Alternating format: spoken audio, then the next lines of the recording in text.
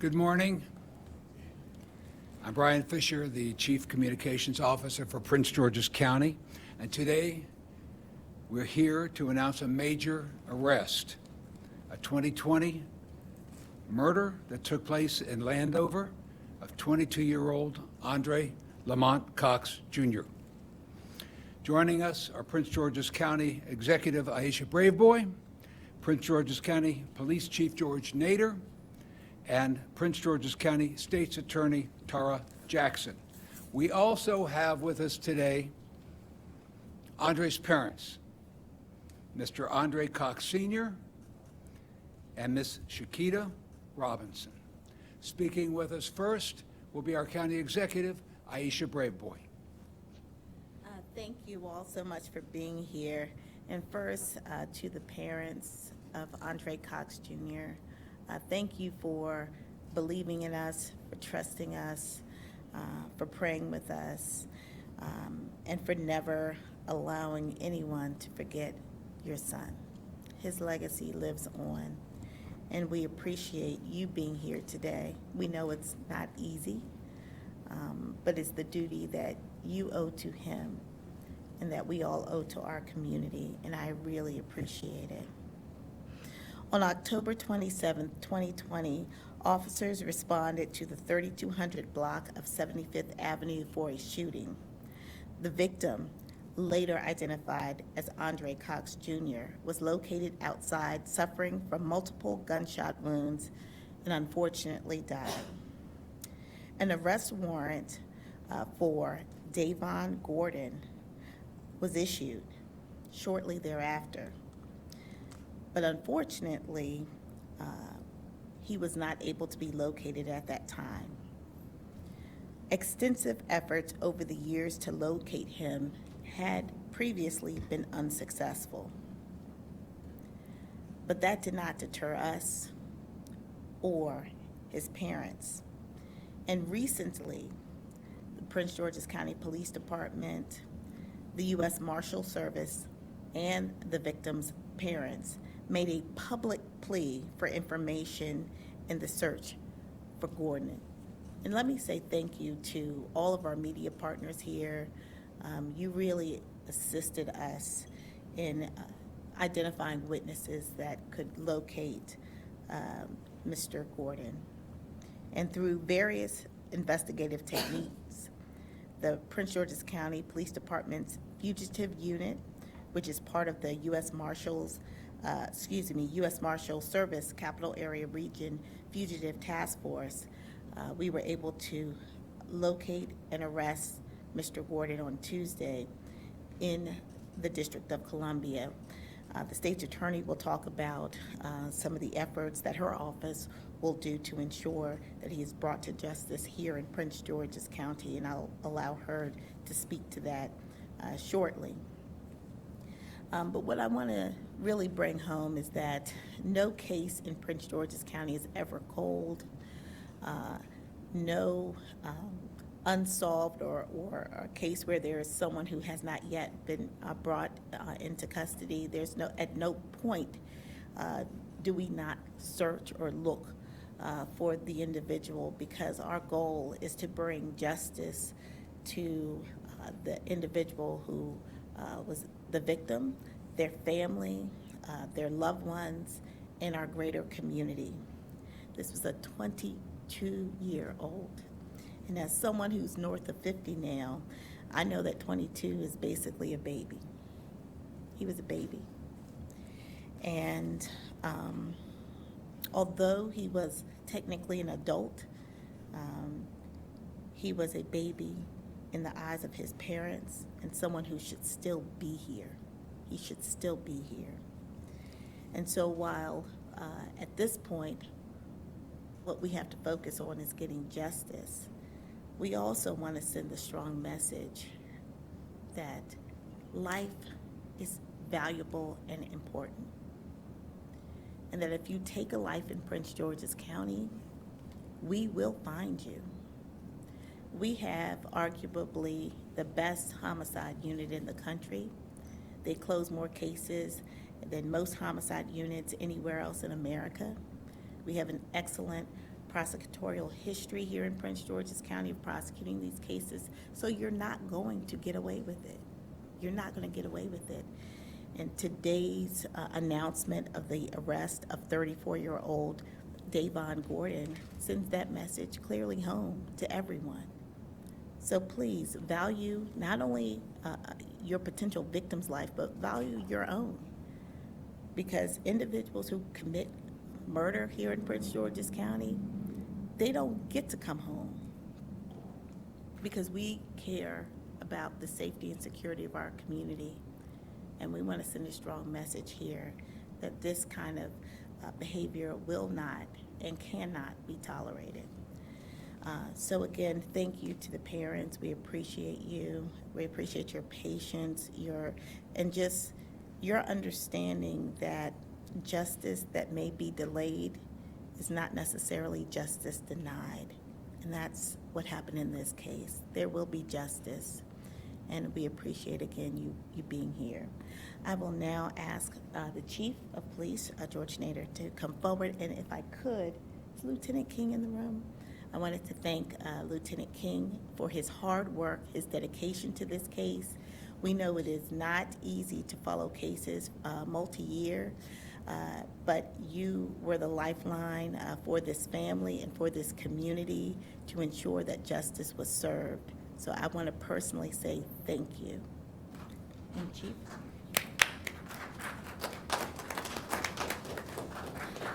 Thank you, Madam County Executive, and thank you, Madam County Executive and Deputy Chief Administrative Officer Melvin Powell, for your unwavering leadership for public safety within Prince George's County. We're making great strides, and that has to do with great vision and great leadership. What you're going to see in this case, we were close a lot of times. We kept the family informed. Time and time again, he was able to slip away, but not yesterday. Yesterday, he was apprehended. Through diligent work and countless hours from the Prince George's County Fugitive Unit, with the assistance of the United States Marshals and the Metropolitan Police Department, we were able to bring him into custody without incident. What you're going to see later in the press conference, we'll show you the before picture and the after picture, which can bring some light as to maybe why it took us so long to make this apprehension. But I do want to reach out. Members of the media, thank you. Getting this information out to our communities is absolutely what led to this apprehension. And for that, we are grateful, and that partnership, thank you so much. For the Metropolitan Police Department, thank you for your assistance, and United States Marshals, thank you for your assistance. It's a reflection of what can be done when law enforcement comes together to bring people to justice and get people that should not be in our communities out of our communities. This incident involved AK-47 handgun, which is 7.62 caliber, multiple rounds fired recklessly into our community. There's no place in our community for these style of weapons. And what we're asking people is really put these guns down. Stop trying to resolve your issues with a gun. There's no place in that in a civil society. Learn other methods of dealing with conflict. It's not worth it. There are lives that are devastated. The victims are devastated, the families are devastated, but also the people that are arrested, their families are devastated as well. So you're bringing devastation into your community and into a circle that it's really unneeded. So we're just asking you, leave the guns at home, put them down, and learn to control yourself and really don't act on impulse. So that's our appeal right now. And just, again, want to thank the media. I can't even tell you, without bringing attention to this story, it would not have happened. Mr. Cox and Ms. Robinson, I told you, Mr. Cox, we would get them. And we got them sooner than expected. And I know it doesn't bring closure to you, but I hope you find some level of comfort in knowing that the person that did this to your son is behind bars, where they belong. And with that, I will turn it over to State's Attorney, Ms. Tara Jackson. Thank you, Chief and Madam County Executive. And of course, I want to say again, my condolences, and I'm so happy for you that we are at this place. The road is not finished, but we are going to make it through together. And really, that's what I want to say to members of our community. And oftentimes I say it takes the entire community to keep Prince George's safe. And that includes people who are victims of crime, people who witness crimes, people who've heard something about crimes, and of course, our media partners. And so I am really proud to be able to stand with the police department, the county executive today, as we announce the arrest of this person who should not be on our streets. As far as process, he is in the District of Columbia, and we are doing whatever we can to get him back to Prince George's. And so hopefully when he returns to Prince George's, there will be a bond hearing that's held. And I think I also want to say that, for the public, that, as I said to the parents, this journey is not over.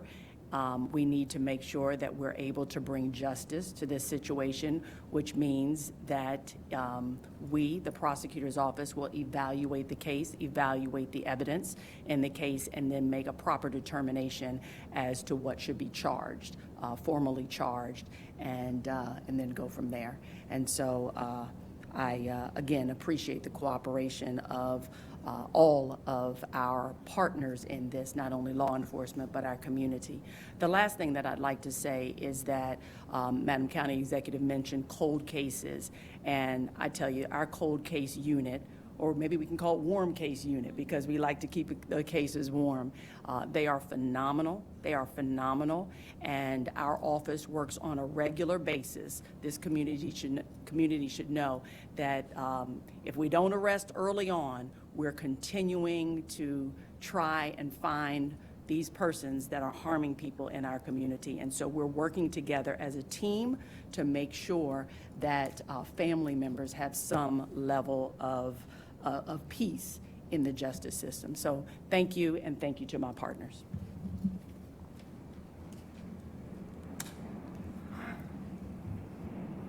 Nobody's ever forgotten in Prince George's County. And I'd be remiss if I didn't introduce our DCAO, Mel Powell, our Assistant Chief of Police, George Nichols. Right now, I'd like to ask the parents of Dre to come up. Ms. Robinson.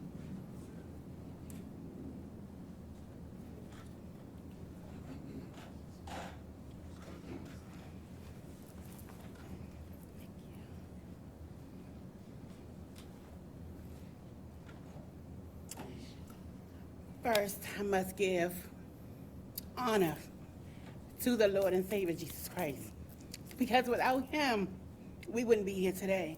So I must say thank you to God. King, wherever you are, I have to say from the depths of my soul, thank you. Back in September of last year, we had a conversation. And I just say thank you, thank you, thank you, because you stuck to your word. You did not let this go. Thank you. My son will be able to rest at peace. Closure, we'll be able to get through day by day. We cannot say that it's closure for us. Even when we go through the process, it still won't be closure. However, we'll be able to get through this day by day. Dre's father and I are both godly people, so we know we'll get through this with God, and of course with the help of you all. Media, I must say thank you, because on June 30th you made this happen for us, and I gotta say thank you. Thank you to all of the states that are here. Tara Jackson, thank you. Fisher, I love you. Thank you. Dinner on me. So I must say thank you. I'm gonna go ahead and let Andre's twin say whatever he needs to say. That's fine. You can stay right there. Yes, sir. I appreciate you all letting me sit here to inconvenience. First of all, giving honor to my Lord and Savior Jesus Christ. Thank you for this day. we prayed so much to get to this point here, you all. You can only imagine the times that we constantly harassed this department to bring closure to this situation.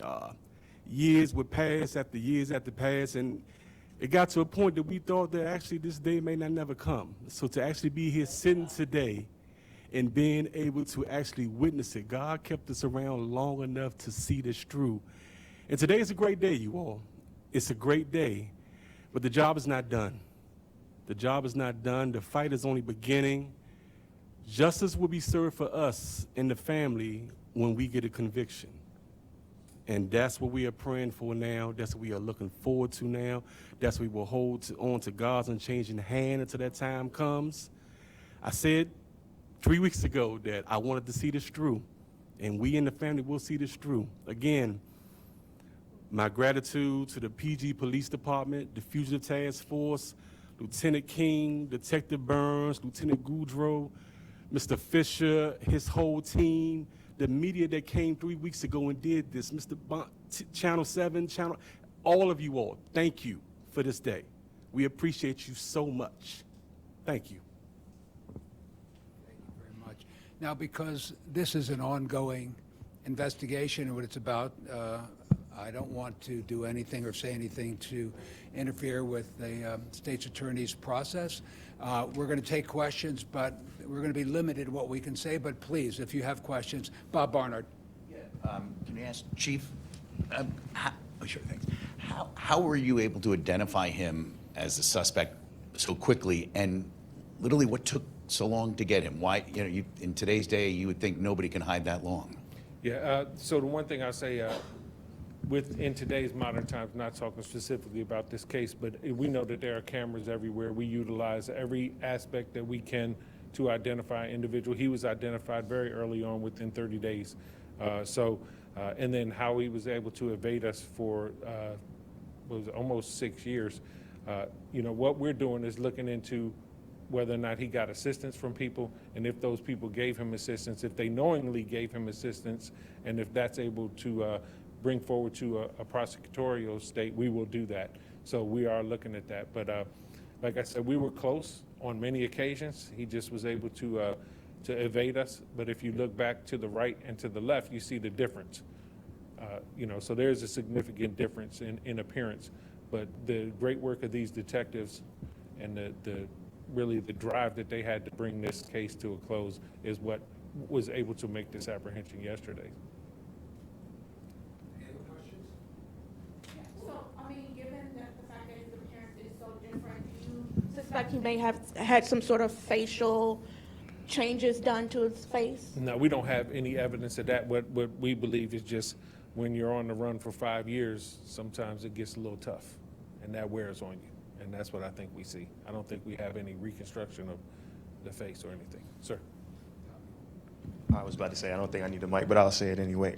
How was he able to stay in this area for 6 years? Was he in this area for the entire time for 6 years? We're not sure if he was in this area the entire time, but we do know he has been in this area on multiple occasions. And on multiple occasions, we were extraordinarily close to making that apprehension, but just weren't able to do it.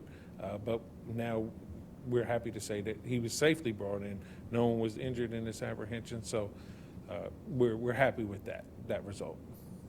Chief, what was the tip? Did someone recognize him? Someone struck by the pain that the family saw? What was the tip, and is that person going to get the reward?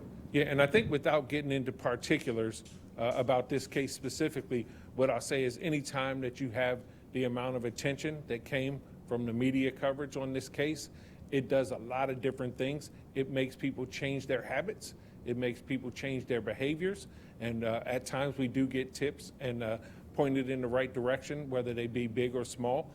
And that's what brought this case to a close, just a totality of circumstances. And the one thing I will say, in every crime, the smallest information can lead to the apprehension of the person. So we encourage the community to move forward with that. Give us information. Give us the smallest tidbit of information that you may know. And as always, with rewards for bringing people to justice, that goes through a very rigorous process, and that's how the reward is determined. And will there be one in this case? I can't answer that question right now. We take one more? No more? Okay, thank you very much.